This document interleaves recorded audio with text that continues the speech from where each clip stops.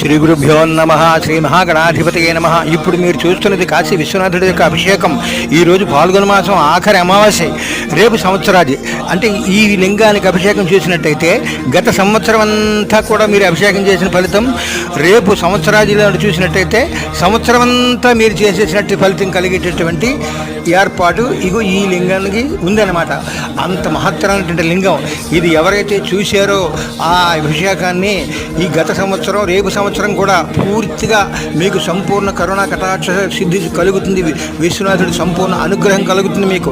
అందుచేత అందరికీ పెట్టండి. ఇవాళ రేపు కూడా చూస్తారు. అందరు సంపూర్ణ అనుగ్రహం పొందండి. సబ్స్క్రైబ్ చేయండి. ఆ యొక్క విశ్వనాథుడి పంచదార అభిషేకం ఎలా జరుగుతుందో చూడండి. మీరు అక్కడికి వెళ్తే మనం కూడా చూడలేం అలా అభిషేకం.